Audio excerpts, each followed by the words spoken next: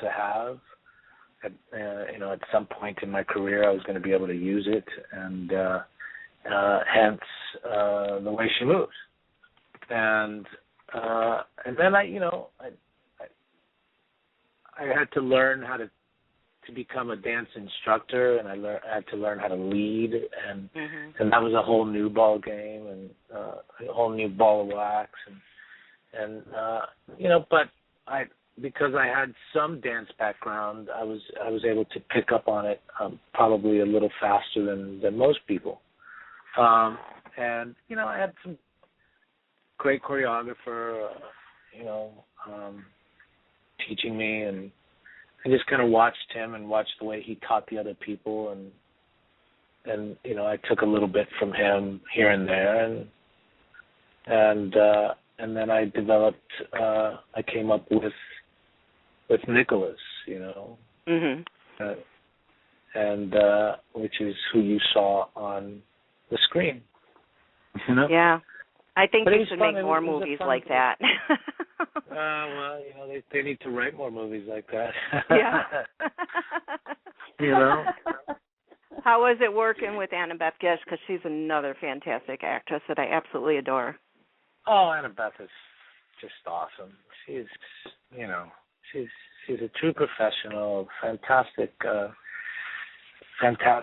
actress and actor, and really super, super talented, and just really, really kind and gentle and loving. We had a great time working together. Oh, yeah. She's so beautiful. Yeah, she is.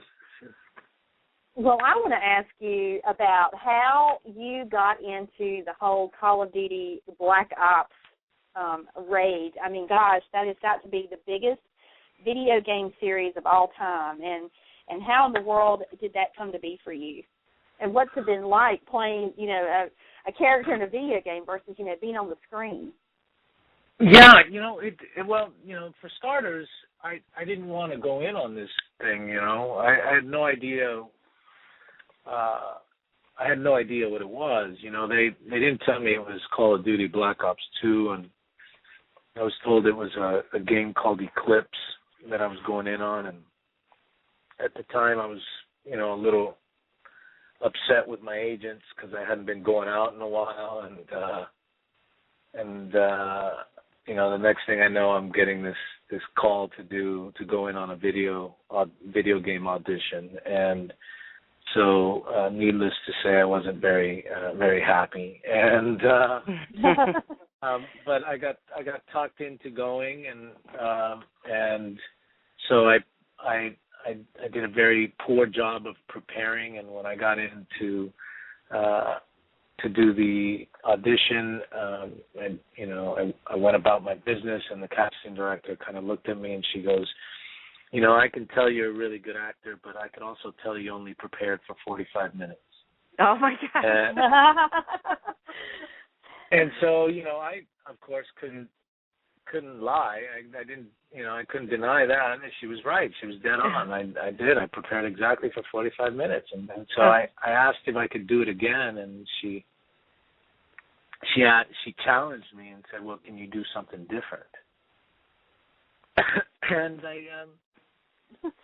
I took the challenge, and I said, yeah, I'll do something different. And I kind of pulled a rabbit out of my hat and just improvised a little bit, and without going too far off the page, but I improvised a little bit, and then I didn't hear anything for like 3 months, and about 2 months later, maybe not 3 months, but like 2 months later, I get a phone call saying that the director for this project, and I still had no idea it was Black Ops 2, wanted to meet with me in person. That I was the only one he had really responded to. Oh, cool. And wow. So then I went in, and I went to this guy's office, and this guy being Dave Anthony, and I went over to Treyarch, and I started to kind of get an idea that this game wasn't Eclipse. And I started looking around. I started seeing all these Call of Duty posters, and I'm going, "There's no way. No way." and then, you know, the next thing I know, you know, Dave is walking into the lobby, and you know, he's asking me if I had figured it out yet, and you know, he starts to basically break down, you know, the fact, you know, that we want you to play, you know, the villain in the game, and Raul Menendez, and saw your audition, and you know, we just want to make sure that you can do this sort of thing, and you're exactly what we're looking for, and we'd even like to use your likeness, and so I, you know, we sat down, we talked for about 2 hours, and then after all was said and done, we set up another appointment for me to come in and audition again, live. Again? Wow. Yeah.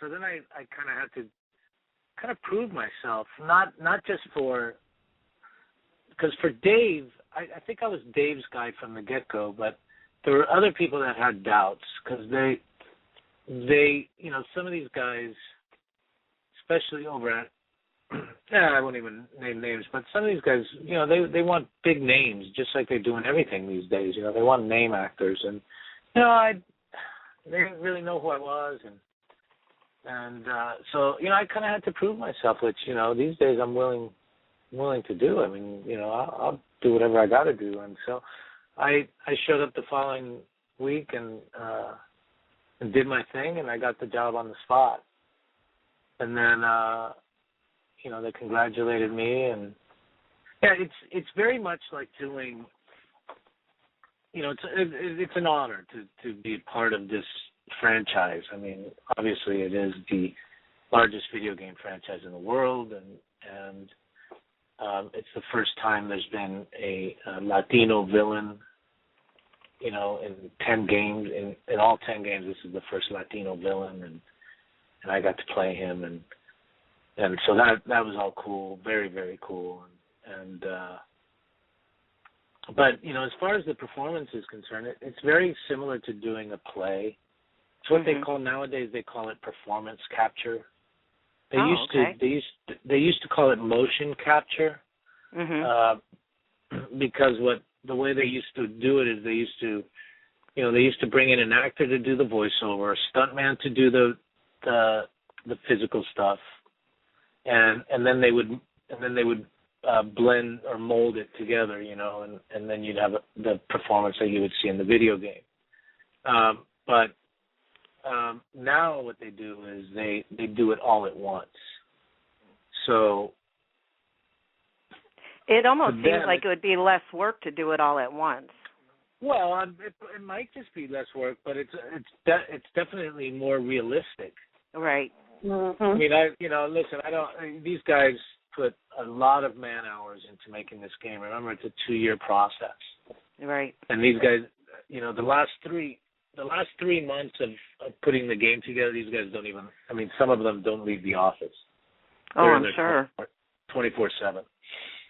So it's quite an undertaking, and all of them, all the animators and, I mean, program, all that stuff, you know, which I'm very,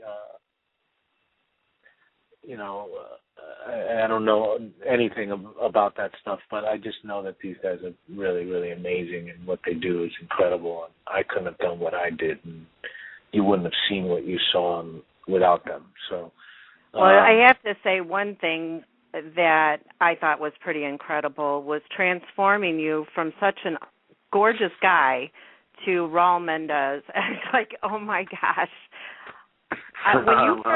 When you first tweeted that picture, I thought, oh my gosh, what is that about? And I'm like, I have to look into this. He's got to be doing some kind of movie or something. Then I found out it was the Call of Duty Black Ops game, and I mentioned too to my daughter, because my daughter and my sons and my husband all play that game. And I said who I was going to interview, because I knew she wouldn't know you from One Life to Live or anything. And she's like, Mom, I don't pay attention to what they look like or who they are. I just go on there and I shoot them up. I'm like, That's funny. So what was the process like with that makeover? Well, it wasn't a makeover. It's all digital. It's all digital animation. They did that? Wow. Yeah, that's all animated. There's no makeup involved. They just basically they take pictures of your face from all sides, and then they take that and they use it as a model, and then they build this other face around it. Oh, wow, I didn't know that. That's a good thing to know. So then you didn't have to sit through hours of makeup. No, I had to sit through hours of getting little motion sensor dots put all over my face.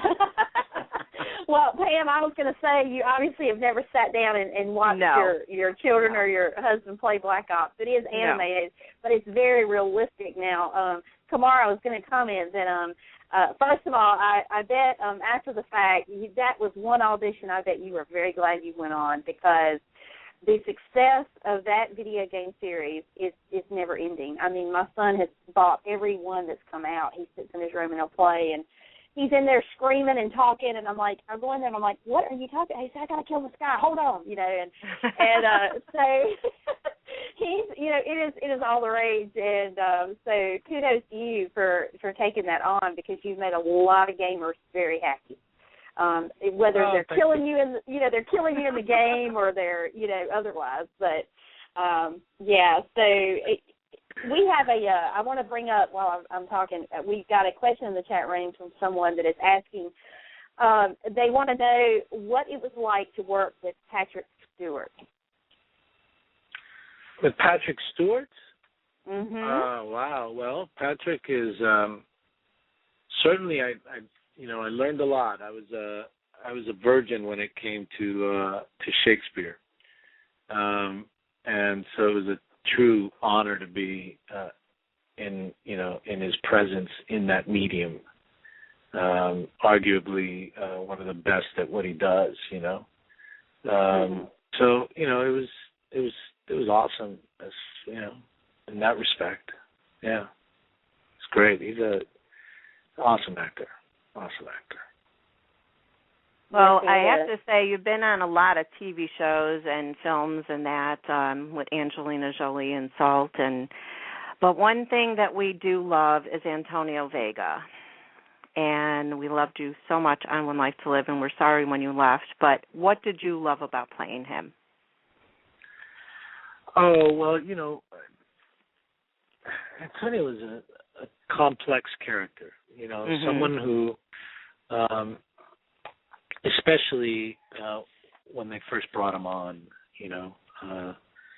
those guys really knew how to write Antonio, and so it was, from my perspective, it was very easy to do what I did because it was all in the writing. Right. It was important to create someone that the audience would be able to empathize with, not necessarily agree all the time, but because Antonio was slightly misunderstood most of the time. But we always kind of knew. We always knew he was coming from an honest and real place. It was because it's what he knew. He really shot. Everything came from the sleeve. He shot from his gut, and there's something very admirable about people that are able to do that. Right. I mean, the end result isn't always the best, but it is.